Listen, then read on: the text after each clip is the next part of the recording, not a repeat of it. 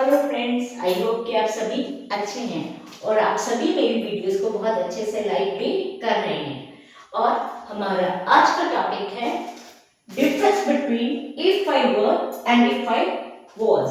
आज हम जानेंगे कि इफ आई वर और आई वाज का अलग अलग सिचुएशन में यूज कैसे करते हैं। Let's start.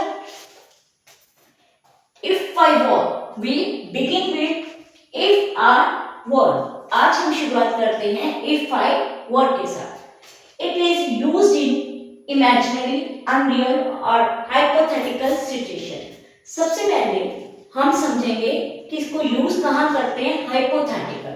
हाइपोथेटिकल सिचुएशन उस सिचुएशन को कहते हैं, उस स्थिति को कहते हैं जो कि अनरियल, जो कि ऐसी होती है जो कि वास्तविक नहीं है, या फिर इमेजिनरी, जो कि काल्पनिक है। ऐसी स्थिति, ऐसी सिचुएशन जो कि रियल, वास्तव में है ही नहीं, जो कि काल्पनिक है। ऐसी चीजें जो कि असल में संभव नहीं है, जिनकी हम कल्पना कर सकते हैं। Let's see the examples. If I were a bird I would fly in the sky. देखिए, यहाँ पर कल्पना की गई है कि अगर मैं पंछी होता तो मैं आसमान में उड़ता। अब एक ह्यूमन बीइंग पंछी हो, ये तो पॉसिबल है ही नहीं। यह चीज असल में हो ही नहीं सकती। यह एक कल्पना है। तो कल्पना वाली चीजों के लिए हमेशा यूज किया जाता है इफ आई वर, जैसा कि हमने यहाँ पे यूज किया है। Let's see another example. If I were toll I would play basketball. अब मेरी हाइट छोटी है, अब मैं लेकिन इमेजिनेशन करती हूँ कि काश मेरी भी हाइट ज्यादा होती। इफ आई वर टॉल, कि काश मैं लंबा होता। अगर ऐसा होता कि अगर मैं लंबा होता, आई वुड प्ले बास्केटबॉल, तो मैं बास्केटबॉल खेलता। तो ये सिचुएशन भी मेरे लिए काल्पनिक है कि अगर मैं लंबा होता तो मैं बास्केटबॉल खेलता। अब इफ आई वर के साथ एक टिप है, जब भी आप इफ आई वर यूज करते हो तो नेक्स्ट सेंटेंस जो उसके साथ बनाते हो उसमें वुड यूज होता है। देखिए, इफ आई वर के साथ मैंने वुड का इस्तेमाल किया है। नेक्स्ट में फर्स्ट में इफ आई वर काल्पनिक सिचुएशन के साथ जो दूसरा सेंटेंस मैंने बनाया है कि काश होता इफ आई वर, तो ऐसा होता, तो वाली जगह के लिए हम यूज करते हैं वुड। तो आज के टिप है इफ आई वर के साथ यूज करते हैं वुड का। Next come to if I was. अब हम जानेंगे इफ आई वाज का इस्तेमाल कहाँ होता है।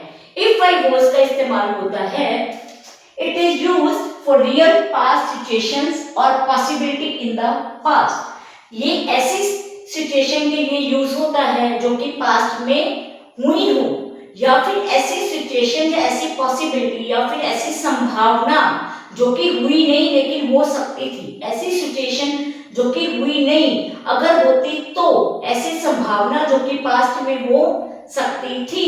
Let's see the examples. If I was late yesterday I am sorry।